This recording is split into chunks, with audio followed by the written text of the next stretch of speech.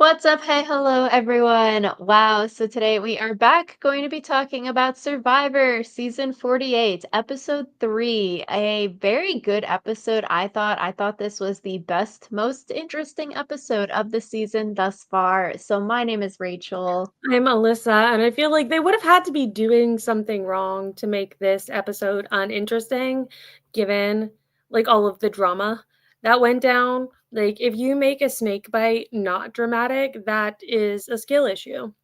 So, True. I thought the snake bite was very interesting. I'm glad that we know that Jake is okay. I think the whole scene would be less fun to watch if we knew something bad happened to Jake, actually. So it was only good because we know that Jake is okay in real life. And the vote was very fascinating. I thought there's just so many different ways that it could go. It was very interesting. I was gonna say it would be really difficult for them to keep under wraps if, someone had died. So I feel like I kind of always assumed that whoever was going to be okay because we knew that no one died because that would be hard to, you know, keep keep to yourself. True. Apparently, like people on Reddit are, I guess, asking the question like, "Oh, what would have happened if this actually didn't turn out okay for Jake? Like, would they stop the season? Would they continue going with the season?" Like, obviously, this venomous snake bite, this could have turned out very, very bad. And people online said that in a foreign season of Survivor, a contestant did die on the show, and they kept the show going. Yeah, in Survivor Koh Lanta, one of the contestants had a heart attack during the challenge. So That's really scary. yeah. So, before we get to the snake bite, we start off with the yellow team. We see Jason saying, "Okay, everyone, we need to find the beware advantage on this camp beach." I thought that was true. We see both teams basically do that this episode that haven't found their advantage yet because you don't really know when a swap or something like that could happen. You would want to know where this advantage is just in case a swap happens, someone else to red might get two beware advantages because of a swap. So I do think that is true. Whether or not you make everyone go look is up to a different point of view. Yeah. So we see MC and Steven bonding throughout this first part of the episode. I thought this was interesting because last week we see MC telling Sophie that, or okay, Sophie on yellow, that people were targeting her. Also, I'm going to add the screen of people again so we can see who is who.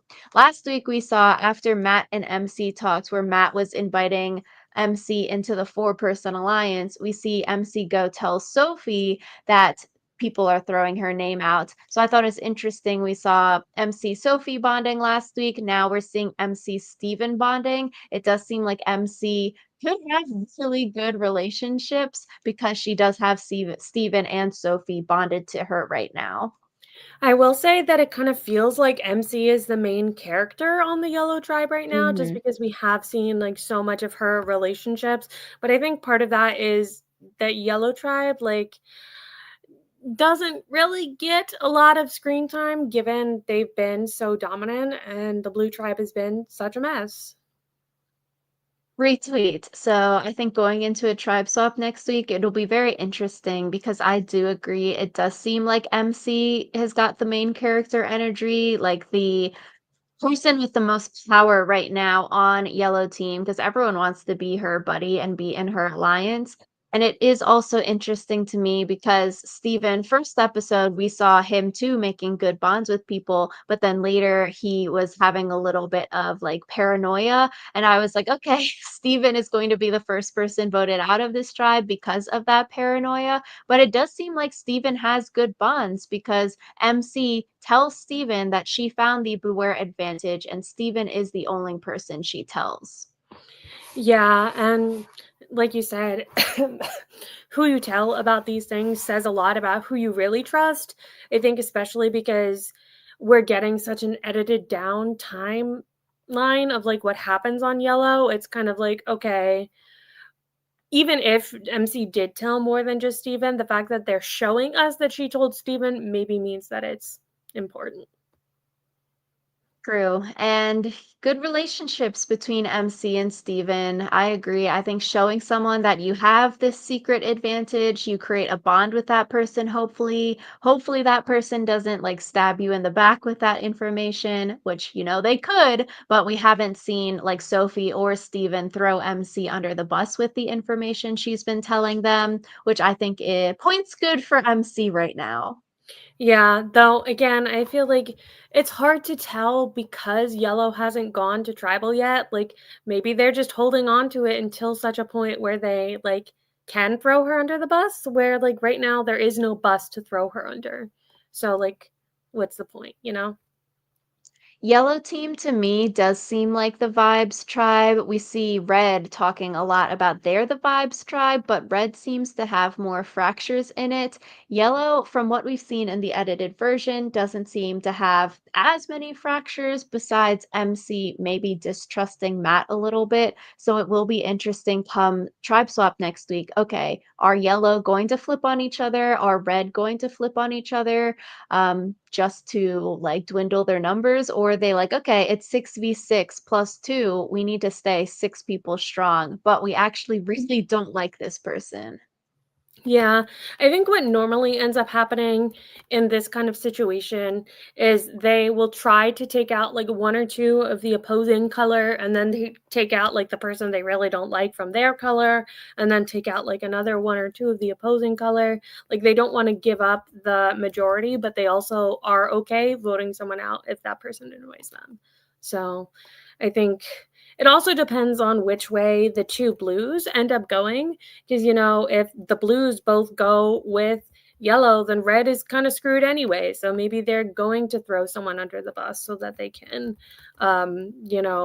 get further in the game until such a point where like the alliances shift. Or same thing could happen with yellow, where like if both of the blues go with red, then maybe yellow starts to kind of eat itself from within, because they want to make sure that they can at least get to whenever like they can shake things up. Exactly. So we see MC, she does the camp rock dance after, like, when talking with Steven. I thought this was funny. Also very timely because they are making a Camp Rock 3, but without Demi Lovato. So I thought it was funny she did the camp rock dance here. I think the fact that that concerns me. There's a lot of ads about it recently because I guess they're starting to film or whatever in the talks, and then people were mad that Demi's not in it. Okay, are the Jonas Brothers going to be in it again? Yeah, all of them. All of them. Wow. Yeah, so that's why I feel like there's a lot of talks because Demi is not there. Yeah. Yeah. But Steven's camp rock dance was really bad. Like MC's one was good. Steven was just flailing. It was so bad. Well, you can't be good at everything. So I thought it was interesting. We see both teams find their Beware advantage. And I was like, okay, maybe red or yellow tries to lose immunity this week because they feel bad for blue. This was before they learn of even more bad things happening to blue. But like, okay, maybe you think, we're doing so well. I really dislike this annoying person. Maybe I want to throw the challenge so then I can find the Beware advantage. But also, that blue is bad at challenges. So to throw the challenge, you'd have to be really, really bad. Yeah, like really, really bad. So Yeah. I feel like Especially almost comically bad. especially yeah, with the tribe swap now, you'll probably just lose naturally. There's no need to throw a challenge now. Yeah. So for the red team, they also go looking for the boy advantage. We see Nate getting a narrator role, which I thought makes a lot of sense given his job. It seems like similar to Mike White, people in this field know television, they know production, they know storylines. So I thought it was just very interesting. And it makes sense that he would be given the narrator position because his confessionals are probably really good. Yeah, I feel like he understands how stories are made, and so it makes him a good storyteller. I think that was also kind of what they tried to do with John Lovett when he was on, because he also Hmm. like kind of storyteller-ish. So Yeah, so Rizzo finds the idol and or finds the Beware advantage for Red team. Red, they also all go looking for the idol together. We see Jawan say, "Come tribe swap merge, red versus yellow based on numbers," just like we were saying. Rizzo, when he finds the Beware advantage, he says that was cinema. So guess it is cinema. did you look up what cinema meant after our conversation last week? I can look it up now, but I feel like like people in school and like just people online, they have never heard of that was cinema as a saying. Well, they should get good. So it often refers to a dramatic or intense moment. Do you say this in real life? I don't say it, but like I know what it means. Okay. So I was like, in class, if something bad happens, can you say that was cinema? Um, no. But what if it was a dramatic and intense moment that happened? No.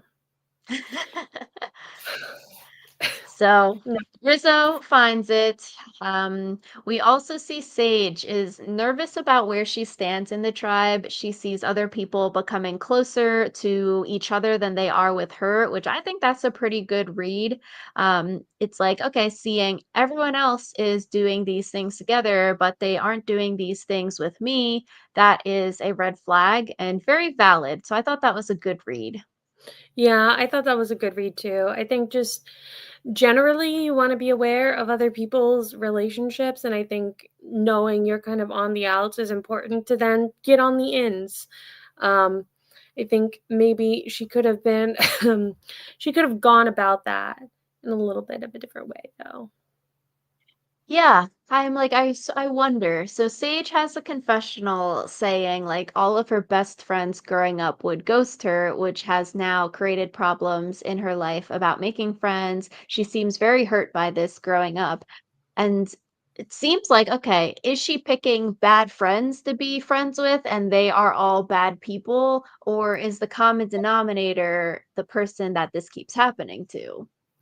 I mean, you can make the argument that even if you're not like a bad person, if you keep choosing friends who ghost you, then maybe you're bad at choosing friends. Yeah, I feel like because of this, I feel like Sage is going to be voted out soon, and I feel like she would also maybe be paranoid if her team loses because she sees other people becoming close. I could definitely see that like self-fulfilling prophecy where something happens here. Yeah.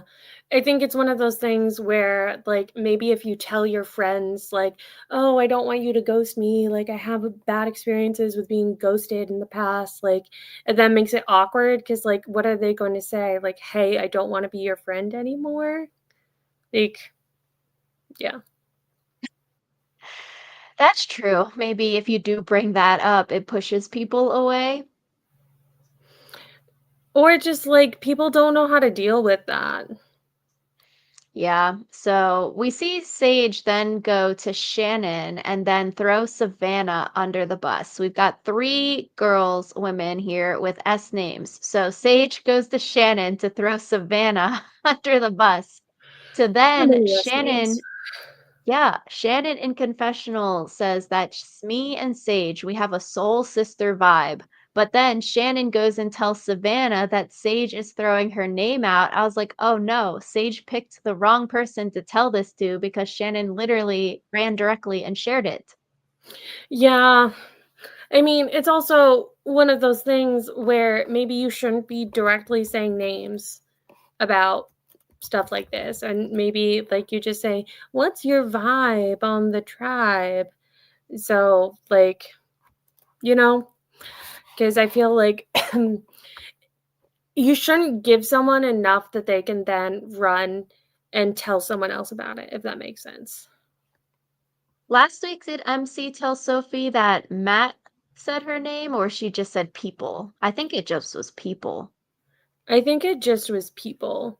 But again, like, that was a bad read by Matt. Like, he shouldn't be, like, telling anyone, like, "Oh, I wanna get this person specifically out." It should just be like, "Oh, I like you. Who do you like?"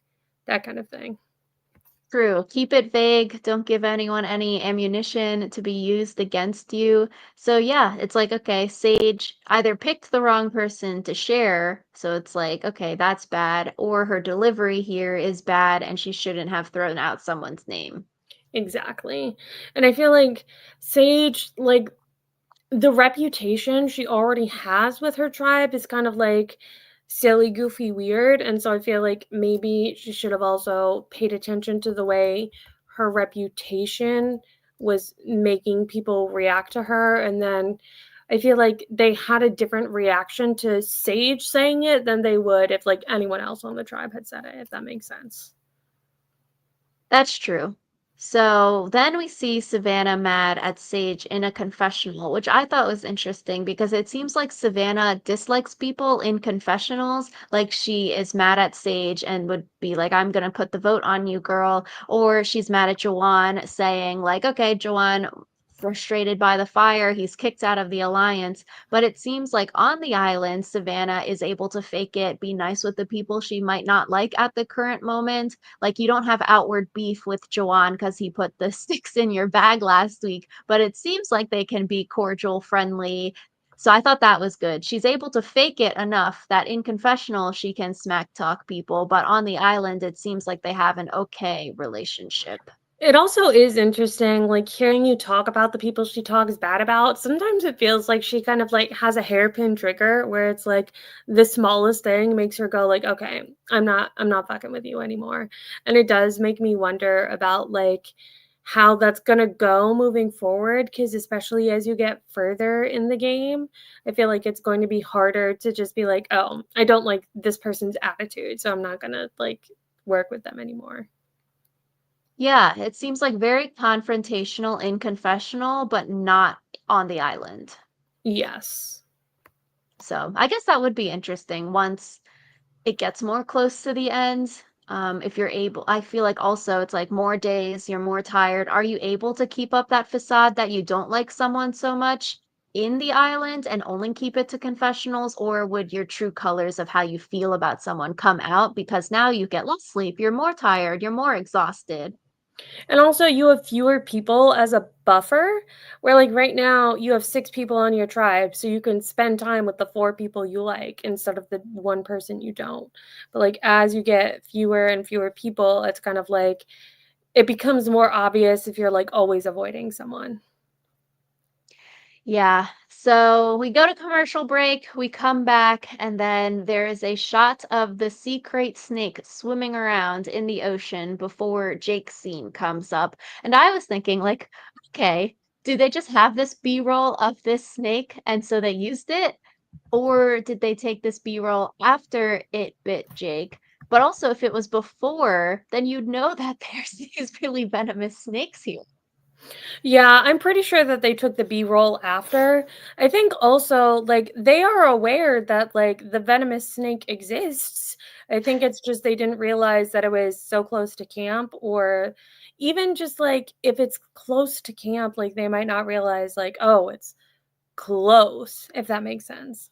Like, I'm sure they see a bunch of stuff that's like, "Oh, not supposed to get near that," but they don't necessarily like, recognize, like, "Oh, this is a danger to me," if that makes sense. Yeah, they've got the binder of good things, bad things, don't eat, don't touch, those other things. So, yeah, they're aware of it. But like Jeff said, none of the Fijian people there had ever seen anything like this, which, like we said at the beginning of the podcast, I liked this scene because we know that Jake is okay. If something bad did happen to him, I would not like this scene. Yeah. I did think it was interesting, like you said, that the Fijian people said they hadn't seen anything like it before. Because it's like, of course, the once in a lifetime thing happens when you're filming a television show. Like, it can't just happen to some rando. Like, The sea crates aren't just biting those people randomly on the beach, but it's like on a shot of Jeremiah and Alex eating weird fruit and not liking it, and then cut to Jake walking around like, "Oh my God, a snake just bit me." I would say I recommend everyone listen to the RHAP Know-It-Alls episode this week with Omer and Steven. Omer talked a lot about this snake and like the background. I thought it was very interesting. Apparently, this is a very non-aggressive snake. So like Jake getting bit is very, very out of the normal. Yeah, a bunch of people have been talking about the fact that, like, basically you really have to piss one of these snakes off in order to, like, get them to bite you, and so the fact that, like, it struck at him seemingly without provocation is like, what the heck? And, like, maybe the fact that it was a dry bite means that, like, something else was going on, but, like, it was wild. It was weird. Yeah, I liked when Alex showed us the binder in confessional. I thought that was very cool. Then Alex learned that this is a very dangerous snake. This is very venomous. I thought the behind the scenes medical stuff was cool. But like when Jake is on the boat, he gets taken to the other medical house camp. And then the boat comes up, multiple people are shouting, like, is he breathing? Is he breathing? I feel like if I were in Jake's situation that and you overhear that, I'd be very freaked out because, like, okay, maybe technically Jake doesn't know how serious this is. Maybe he can feel it, but like Alex and the others at camp are like, ah, this is a very venomous snake. This is very bad. I do gotta say, I wonder, like, do you just how often are you looking at that binder when you're on Survivor? Because I feel like I would read it just like if I was bored, because it's not like there's a lot of other reading material out there. And then the whole thing about like, is he breathing? Is he breathing? I feel like if you're bitten by a snake, you kind of know that it's not a good thing. So I guess maybe like it would freak me out, but I also would be like, oh, maybe this is actually good because like I feel fine right now. And so maybe it's not as bad as it normally is. So True. I do wonder, yeah. Are you allowed to just hang out with the binder and like memorize it? Probably not, because they wouldn't like want to accidentally film you with it or like it being in the background. But yeah, I'd be like, let me go learn all the things in here and then like play memory with them because that'd be something fun to do. yeah, especially I guess they don't do this as much in the new era, but like in the old era, they would ask you like questions about like the local culture. So I feel True. like local flora and fauna is a part of the local culture. Now everyone will know the secret stripy black and white little snake.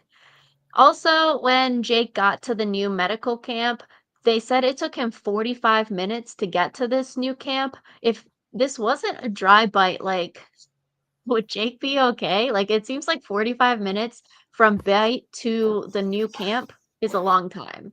Yeah, I was kind of confused about that too, because like you would think it would need to be closer, especially like thinking about like past medical emergencies, like when like Caleb had his heat stroke in Korong. Like if they had waited 45 minutes, he would have been fucking dead. Like what I'm just confused about all of that. And I read somewhere that the secret, like, if you get bitten, you're dead in like 8 hours. And so 45 minutes is a significant chunk of that 8 hours, especially if they need to go to medical to determine, like, oh, he should be taken to like the nearest hospital. Like that 45 minutes could be a big deal. Yeah, that's crazy. Because I was like, okay, 45 minutes is like the new island house 45 minutes away. Did it take them like 20 minutes for medical people, other camera people to get to Jake's camp and then 20 minutes to like boat ride him to the other camp? Like, what is the time distribution here? For like Caleb's one is like, okay, they're at a challenge. They have medical on site. So it's like you can be treated right then and there. But maybe they gotta had at least one medical person on the camp at each times if something really bad happened to someone. You can't be waiting 20 minutes for medical to come boating in. Yeah. Yeah. I wonder if this has made them, like, rethink any of their logistics as far as, like, medical stuff, or if they are like, "Well, it turned out fine, so it's fine." Yeah, because I was like, okay, 45 minutes seems like a long time. If it wasn't a dry bite, would the person be like dying and or dead because of this long time period? And also, like, if you had a heart attack, I feel like you would need to be treated right then and there. Yeah, I feel like you would as well, but who knows? Not us. I It's one of those things where the more behind the scenes information they give us, the more questions I have. I agree. I thought the behind the scenes was cool, but now I have a lot of interesting questions about all of this. Jeff, we see he rolls up in his outfit to the new medical camp that Jake is at. I wonder if, like, okay, Jeff is just like, it's his day before, it's his time period before the challenge. He's like, probably whatever, watching TV, watching, reading, or doing something. He like gets the call and is like, Jeff, you need to come here to medical right now. Something bad happened. Then Jeff, like, has to go change his clothes into his survivor outfit because there's no way he's wearing that button up and hat randomly, right? Yeah, because like he does need time off. Like he can't be ready all the time. But also, if you have 45 minutes to get to the camp, maybe you just grab a button up and stuff to change on the boat. Yeah, like the behind the scenes was interesting, but if this turned out to be a very bad situation, then I would feel like having all those cameras and boom mics and everything in Jake's face and so close to him, I would feel like more like grossed out by because like okay, we know Jake is okay and we probably are like okay, like, you went through this experience, I feel like if something bad did happen, I wouldn't want all those cameras in my face. Yeah, and I guess again, kind of using Caleb as an example, I feel like there wasn't a lot of like good footage of his medical emergency because they basically told the cameras like get back. And so, honestly, I would be more concerned if like the cameras were filming me and then suddenly they weren't there anymore because I'd be like, "Oh, I'm in deep trouble now." But I guess it depends on like who you are because I could also see that being annoying or scary or frustrating. Maybe that is a sign, yeah, you're like, "Oh, the cameras don't wanna film me anymore." It's either really good, boring TV, or it's really bad that they could never put this on TV and something bad is happening to me. I do wonder also if they're like, "Okay, Jeff isn't here yet, we can't film anything, like, super important until Jeff comes." Well, I feel like they can film stuff before Jeff comes, but again, maybe the priority isn't filming until Jeff comes because it's like, "Oh, this will be boring footage." And then also Jeff is kind of like the translator for the audience to be like, "This is what's happening." And so it's kind of like in a documentary, like you can film the wildlife, but it doesn't really mean what much until like the Steve Irwin comes on and is like, that's and this is why it's important. So yeah. That was like Jeff. Jeff is like, "Okay, doctor, what's happening? Okay, this is what's happening. Jake, how are you feeling? Jake said this." Like, sort of repeating what just happened. Yeah. I think that way it's really clear in a really chaotic situation what's happening. So Yeah, so I think it's very good that Jake is okay. Otherwise, watching this would be very difficult. Also, I feel like even for like the people that went through this, watching it back is probably very difficult. yeah, I feel like in general, watching your own season of Survivor is difficult, but then watching something that was really like scary or emotional, probably especially difficult. Yeah, especially for his fellow teammates that know it's a venomous snake and don't know what's happening. And you're like, okay, like he could literally have something really bad happen to him. Like, this is a very serious situation. Yeah. So I imagine that was really difficult. And I also feel like it probably was scary for them waiting for someone to come tell them what had happened. Because, like, what are you going to do? Just sit around with your binder? I guess you would assume getting transported to the challenge that Jake has not died, because then if something super bad did happen, you would assume the show gets canceled and they wouldn't like continue filming. So maybe that's like silver lining that you're like, okay, we're going to the challenge. He can't be like too hurt. Well, if you know the history of Survivor Koh maybe you don't think that going to the challenge means anything. Yeah, you just keep on playing. So I'm just saying, I would not assume that going to the challenge means that Jake hasn't died. And there's a wide spectrum between is dead and is fine. So even if he wasn't dead, I would still be worried, like, is he going to be like physically okay? Is this going to permanently injure him? Is this going to be something that he like bounces back from? Like all of this stuff. So True. And that's why I think it makes sense that he was removed, even though they're saying it is a dry bite. I feel like you wouldn't want to get sued if you're Survivor, if Jake went back out there and like faints or something bad happens, or like you didn't notice things and you're not eating and then your organs shut down. So I think it does make sense that they pulled him, but also for Jake, this is a very sucky, sad way to get taken out of the game.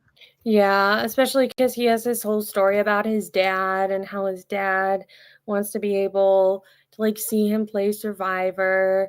So, like, sucks to be taken out like that. I wouldn't be surprised if Jake gets invited back because as like a second chance type thing. So, I agree. I 100% think Jake would be invited back. Like, if they're bringing Bruce back, I would say this medevac is way worse than Bruce's medevac here. It really reminds me of Terry Dietz getting medevaced. I think like this is so sad, and Terry Dietz's medevac was so sad. I was like, wow. I'm like, these are very sad television scenes. yeah, it's always just sad to see someone's dream be crushed by something out of their control. Like, maybe you can argue, like, oh, Jake should have been more careful. Like, don't get bitten by the snake, but I feel like it's just it sucks that it happened. Yeah, it is funny though that people online are like, "Oh, the shoe bandit gets taken out by being bit on the foot. Should have been wearing his shoes." And I also think it's sort of funny that now people will know maybe that he's a shoe bandit because the shoes stopped disappearing, or you think Jeremiah's a shoe bandit because it stopped disappearing on the same day. Okay, between Jake and Jeremiah, I would place money on Jake being the shoe bandit other rather than Jeremiah if I was them, but So I think this is a sad bummer scene all around. I would have wanted to see Jake's storyline play out. Like, okay, if they voted Jeremiah out this week already, and then they also go back to tribal next week as a three-person, Jake said in exit interviews that he would have kept Sophie and voted Alex out. But then it would have also been interesting because Alex has the idol, like then Jake and Sophie, do they flip on each other? Like what would happen there? I thought that would be very interesting to see play out. Like Jake was the best positioned person on blue team and then he got eliminated like this. So it just sucks to see. Like Jake was the best person here and then he was the glue between all of these different people. yeah, but it's also kind of like it kind of is a more interesting game if the best positioned person gets taken out. Like we always root for the mighty to fall. So, yeah. Yeah. I think it would have been so interesting to see if Sophie could have tried to persuade like Jake to flip on Alex, like what would have happened if Jake and Sophie had to flip on each other. I was like, ah, now we'll never get to see it. Yeah. I honestly was surprised that they made them still vote someone out given that there had been a medevac, but like it seems kind of inconsistent whether they make them vote someone out with a medevac or not. Because there have been sometimes where it's like, oh, this person got medevaced, no tribal tonight, and then sometimes where it's like this person got medevaced, time to head to tribal. So I would like more clarity on like what reason it would be to not go to tribal versus to go to tribal.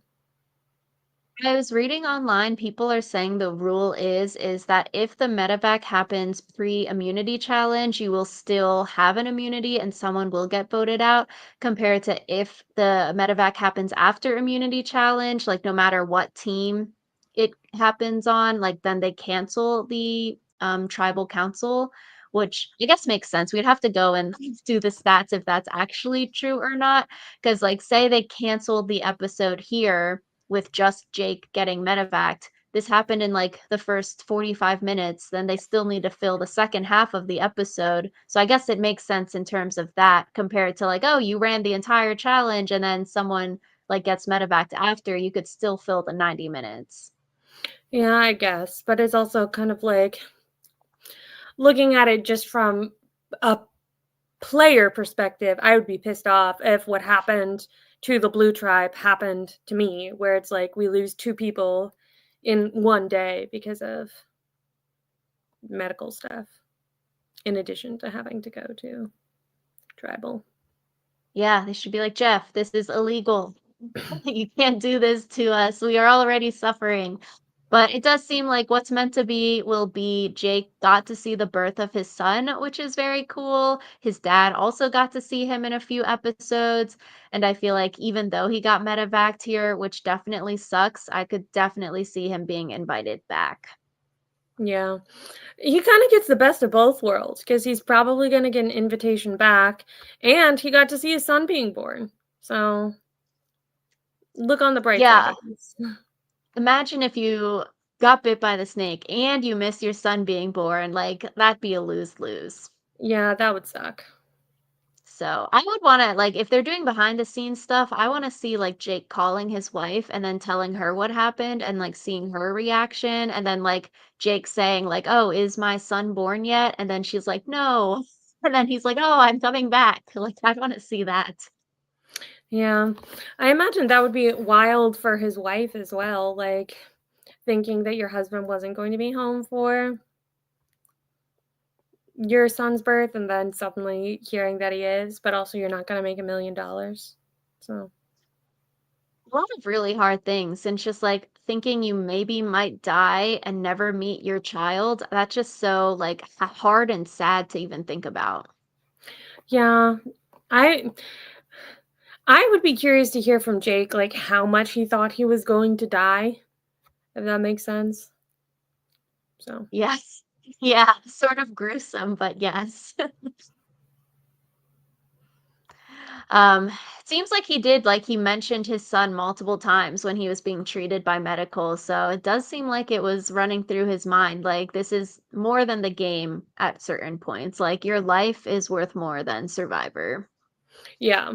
Your life is definitely worth more than Survivor at all points.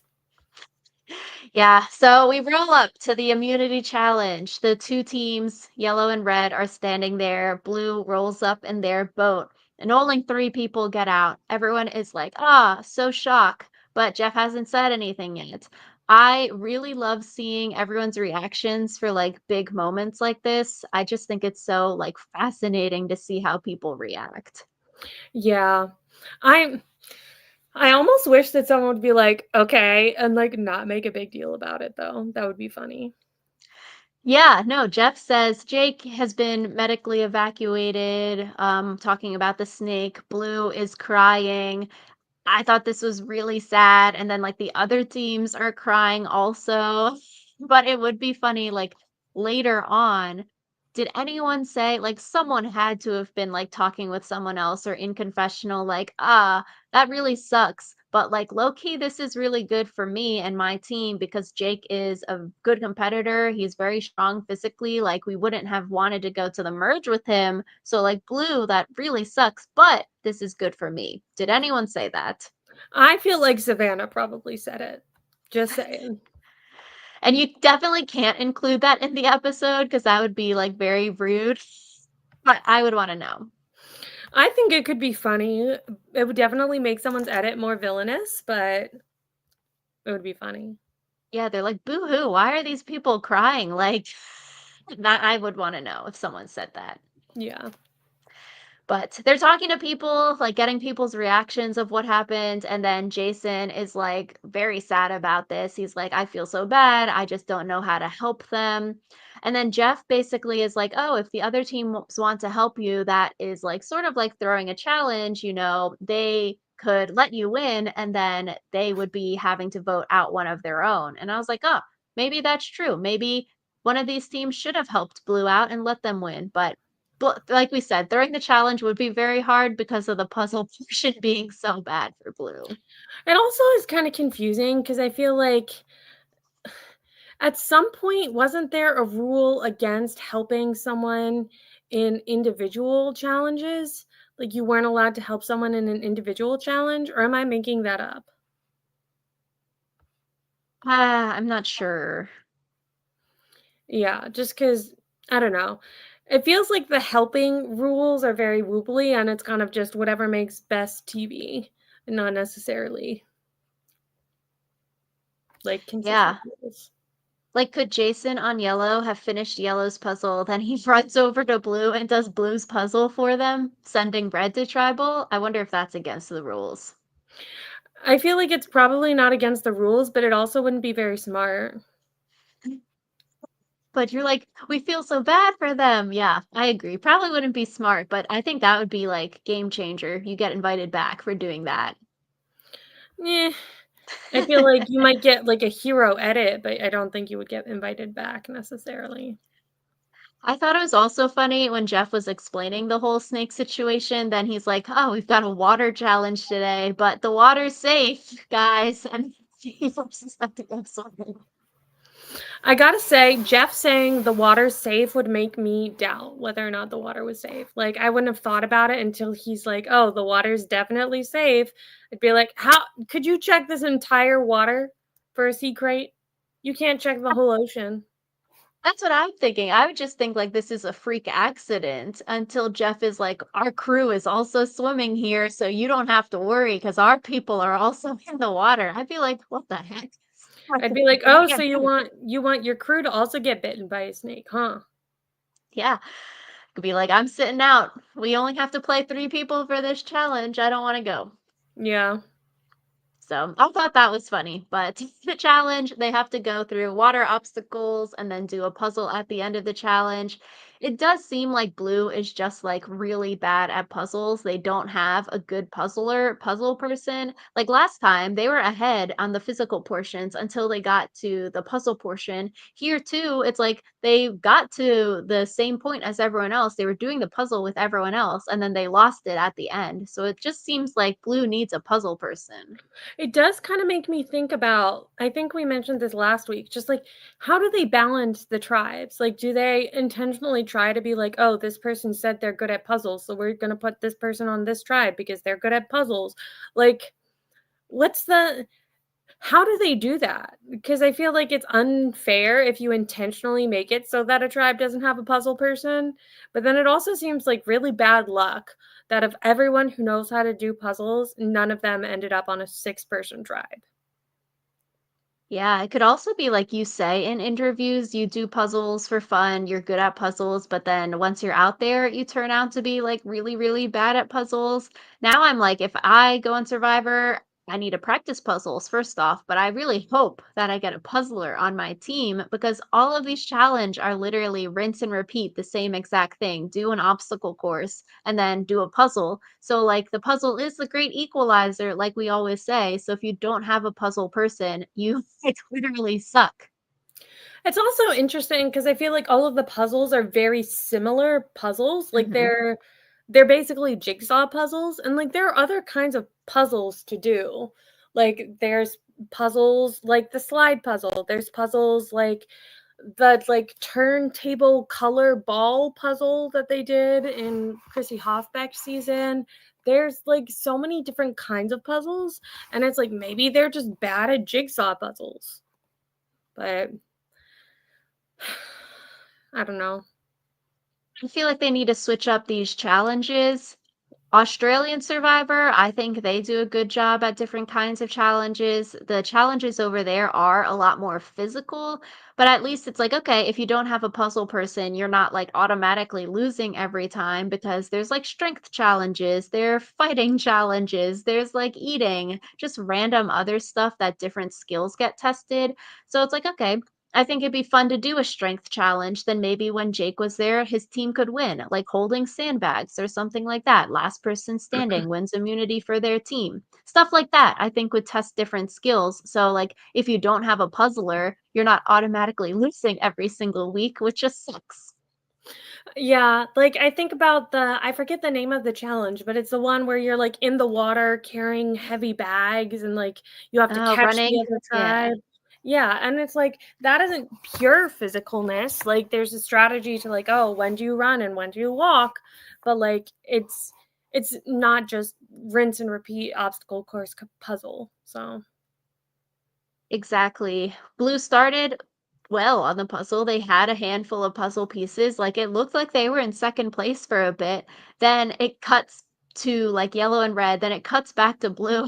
And they were just so far behind yellow and red. And then seeing that scene, I was like, ah, it's cooked. Like it is over for them. Jeff even says, I like to remain optimistic, but that would be foolish. You're not even close. I was like, whoa, this is so that's kinda savage. mean. I forgot that he said that.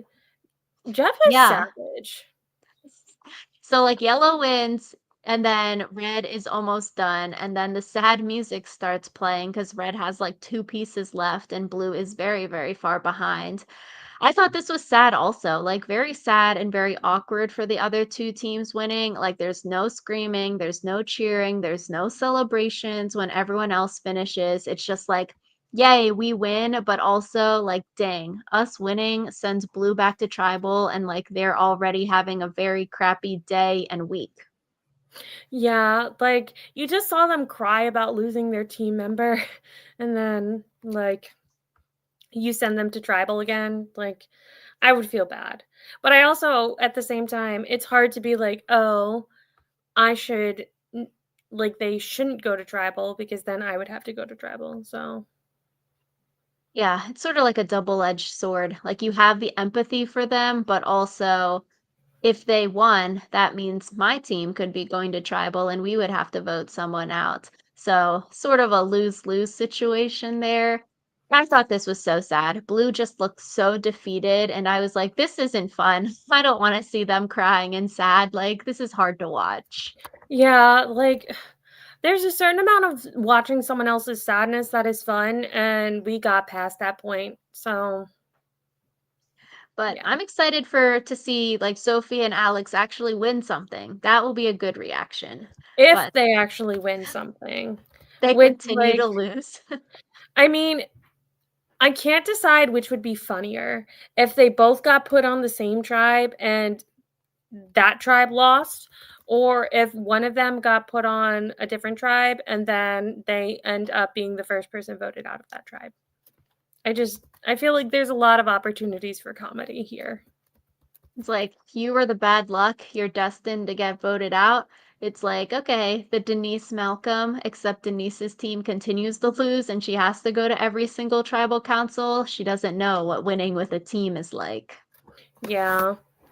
Which is also kind of tragic, but Yeah, but Jason's used to winning. He is so OP on these puzzles. I'm like, I want Jason on my team. Jason and MC too being the alternates. I'm like, them being the alternates, they really just leveled up yellow team and made them win everything. Like last week, MC literally pulling people up with a big wall.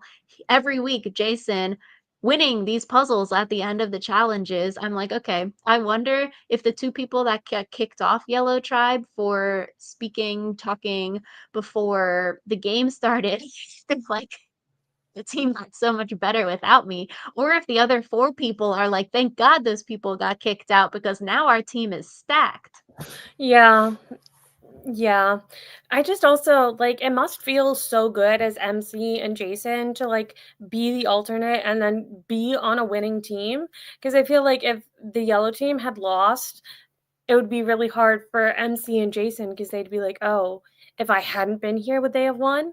So, like, it's really like, I imagine, like, them getting to tell the story of, like, I learned, like, 24 hours before the game starts that I was gonna be on Survivor, and then my team went on a winning streak, like, that's such a great story to tell. Yeah, and a winning streak, like a lot due to their strengths and skills. Because imagine if they were losing every single time, would the other four be like, this is the alternate and they're screwing up our team, let's vote them out? Yeah, that would be rough. So, with the tribe swap next time, I do wonder like who didn't participate in the challenge probably resets, right? Because I think it'd be very interesting like if Yellow had to play next week, Jason did the puzzle this week, he wouldn't be able to play next week and wouldn't be on the puzzle. Like I think that would be very interesting to see. Yeah, I feel like they have weird rules where it's like you're not allowed to basically sit out 2 things in the same episode, but I think as long as you participate in at least one challenge in each episode, you're fine. So, Yeah, I want to see whatever teams Jason's on, like if his team can win and he's not on the puzzle. Like I want to see that. yeah. So, blue team, they lose. I thought this tribal is just very interesting all around. There's so many different things that could have happened and like so many different combinations of stuff happening. I thought this was a very, very interesting tribal council. Like in my gut, I was like, okay, Jeremiah is probably going home. Last week, before we learned of the medevac, we were like, Jeremiah is going to be voted out here at 4 anyways. Um, I think it's also just more poetic that, like, now that Jake is gone, his 2 number ones are, like, becoming buddies and keeping Jake's legacy moving forward. I think that's sort of poetic, and also we learned, like, Alex works with women, his congressperson is a woman. I was like, "Ah, he's probably going to pick Sophie here and make Jeremiah go." I just feel like the story is better that Sophie and Alex keep on going to keep Jake's memory alive in the game. Yeah, it'll be interesting to see how much the whole Jake thing like has repercussions throughout the season. Like, is it going to be something that they like mention at Final Tribal if one of them gets to Final Tribal, or like is it going to be a short-lived thing that they maybe only use when they like need a little bit of leverage? Yeah, I think that would be interesting because like last week, Jawan and Matt, they went on the journey with Jake. So Jake had connections to the other tribes and maybe bonded with those two men on the journey they went on. So then do like Jawan and Matt go to Alex and Sophie if they're on the same tribe next week and be like, Jake and I are buddies, we bonded, so I really want to work with you. And that gives Alex and Sophie like a route in to like these 6-person alliances where it would make sense to just vote blue out because there's only 2 of them left. Like, I think that will be very interesting, and I feel like Jake will continue to be mentioned at least a little bit and maybe in final tribal speeches too. Yeah, I do wonder because like Jake isn't around anymore to verify anything you say.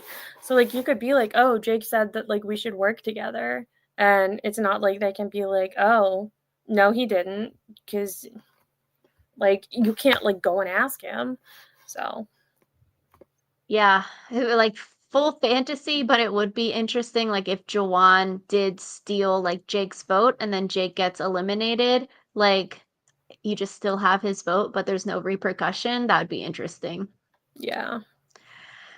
But alas, so many different things could have happened at this tribal council. I feel like it's also hard for Sophie and Jeremiah because Alex has the hidden immunity idol. Like it gives him so much power in a 3-person tribe. And I was like, Alex basically has to play it, right? Like there's no way he's not playing it here. But maybe Alex is silly and he doesn't play it and he gets voted out. So there's still some drama. But I was like, Alex is probably playing this. He's got to.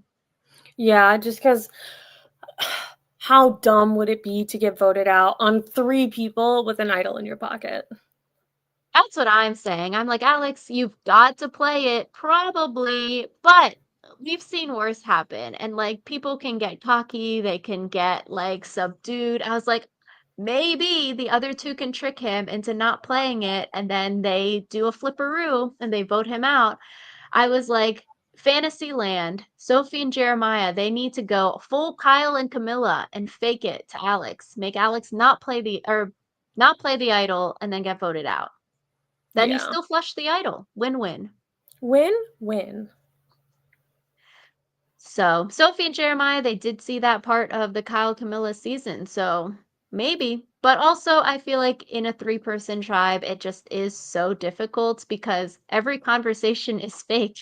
Like Alex and Sophie talking, obviously you're saying Jeremiah's name. Alex and Jeremiah talking, you're obviously saying Sophie's name. Sophie and Jeremiah talking, you're obviously saying Alex's name. That's why I thought this was just so interesting because for everyone here, you have your own like point of view and you have your own wants and needs. You need to like suss out who's being the most real in these conversations when the only person you can smack talk is the other person not in the conversation with you. Like it's hard to suss people out, I feel like. Yeah, I would hate that. Like, I would just want to immediately go to tribal and not have to deal with all of the mind games. Yeah, I feel like for Sophie and Jeremiah, your biggest goal would be to flush the idol because you technically don't know next time if you're like swapping or what would happen. Maybe it could be like a last person standing in the tribe and you have to go back to tribal and like do fire or something. But if Alex is in a two-person tribe, like he makes it through without playing his idol, he's just so two like OP going into a two-person tribe when one has an idol. Like you're basically auto eliminating yourself. Yeah. So I think, yeah, this is a hard spot for Sophie and Jeremiah. I feel like it sucks for them. Like they've all went through something so traumatizing this episode, and then they have to flip on someone really close to them. And like with Alex having the idol for Sophie and Jeremiah, you are most incentivized to just flip on the other and save yourself. Yeah. And it's kind of like it probably doesn't feel good to flip on the other person, but also like you need to because you need to get past this vote. So I hate it when they're put in impossible situations like this, which is also kind of why I hated that they made them go back to tribal when someone had already gone home. Yeah, no more playing nice because it's either you or them to get voted out. So Sophie spying on Alex and Jeremiah, I thought that was good. Sophie did well this episode. She says she's very loyal. She said she's had the same boyfriend for 4.5 years, never cheated, same nail tech, same friends since childhood.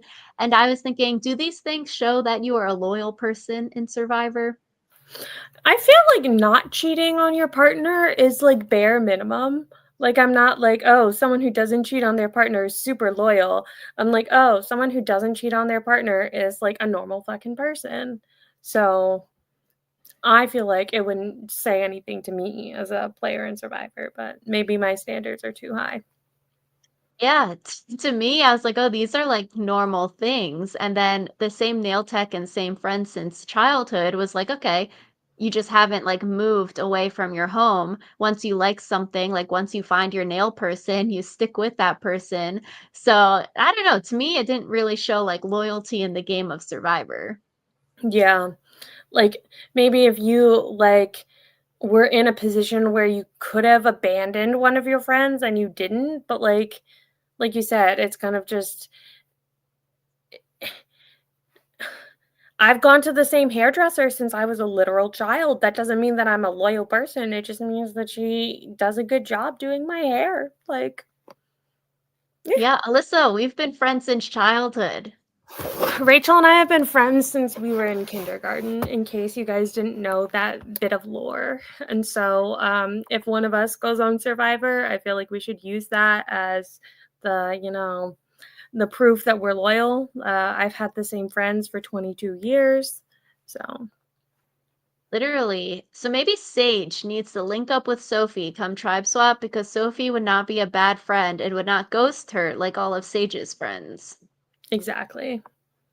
So I feel like Sophie saying this stuff about loyalty in her real life, then you can't go and backstab Alex and like vote for him, I feel like, because then Alex would be like, WTF, bro? Like, you told me all these things about yourself being loyal, and then you vote for me, and I play the idol, and I stick around, and then he knows you were trying to be sneaky and vote him out. So I think Sophie saying like the boyfriend stuff, the nail tech, same friends, like you have to vote with Alex here. Like you can't say that and backstab him. Yeah, it would be a very bad look if you did. Yeah. But then you'd be like, huh, having the same partner and same nail lady, like, doesn't mean anything. I'm so sorry, Alex. We wanted to trick you. It would be really funny if she then was like, "Of course it doesn't matter that I have had the same nail lady." Like, she'd be like, "That's a ridiculous way to prove," but that's not the timeline that we live in.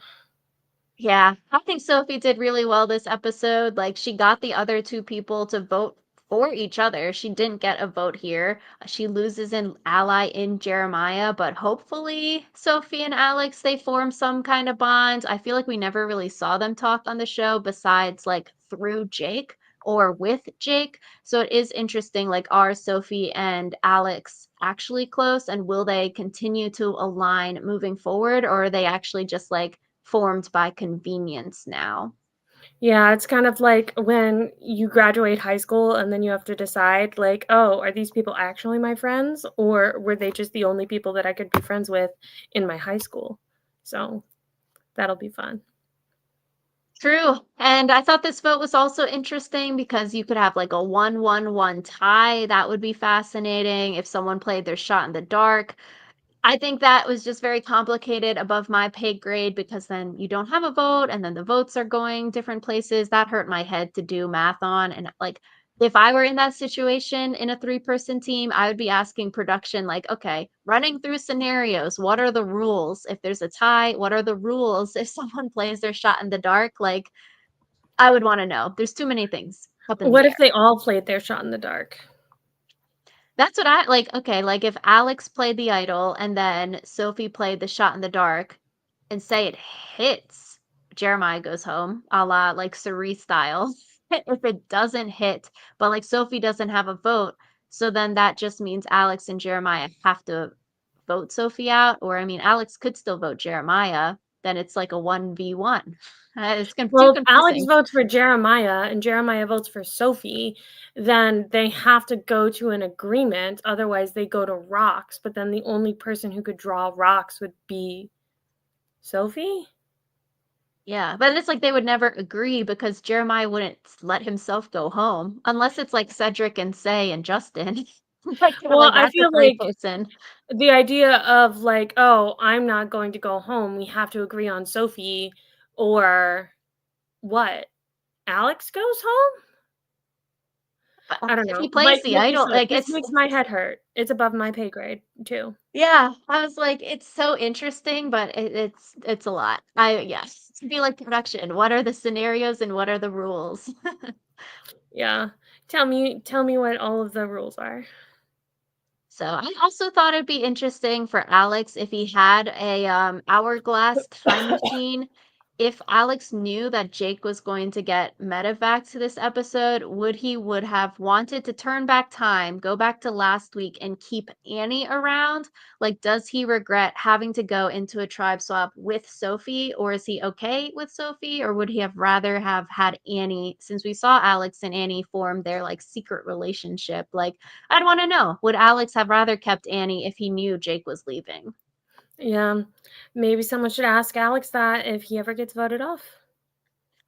True, but I do think now Alex and Sophie being a twosome going into a tribe swap at 14 with two fully intact tribes of six, I think Alex and Sophie can go far. Yeah. It'll be interesting and fun to see how that goes. Yeah. So next time, preview, we saw there's a tribe swap. So that is very exciting. And it is two teams. So that is good.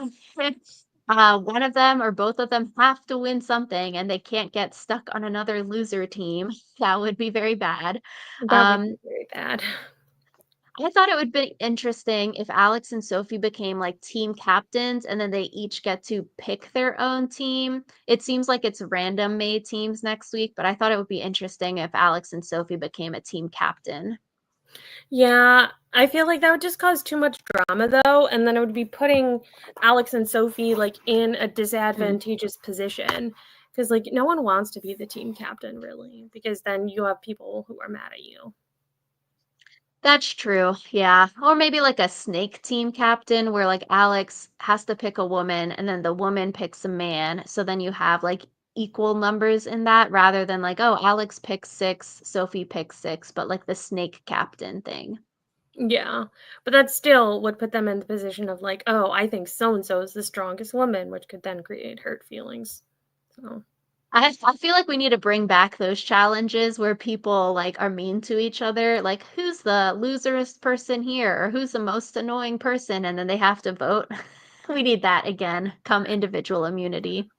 I mean, you can definitely ask for that. I would hate that, but So I'm excited for next week. I think this is good that a tribe swap is happening. Now we'll actually get some more content from the other people that we haven't really seen too much from, and then their relationships will finally be tested when they have to go to tribal council because it was getting old just seeing blue team every single episode and we only like really know the dynamics of this one team. I'm excited to see everyone else next week. yeah, I'm excited to get to know something about people who are not the blue team. Yeah. Also looking at the graphic, Alex is our age. What the heck? Yeah, I saw that and I didn't like it. Yeah, no, I assumed he was like in his 30s. He's very young then, like us. Yeah. I guess Alex and Sophie are both 27. Yeah. Wow. Yeah. We could be on Survivor, instead we're here. Living it up. So we're safe in our homes. No snakies out here. No swimming in the Fijian waters after the snake goes and bites someone. And Jeff says, water's safe. Go play. Hmm. So let us know in the comments down below what you thought of this episode of Survivor. Did you like it? Did you not like it? What did you think of all of the behind the scenes from Jake's medical evacuation? Did you like all of that behind the scenes or did you not like it? Let us know. Thank you all so much for watching, and we will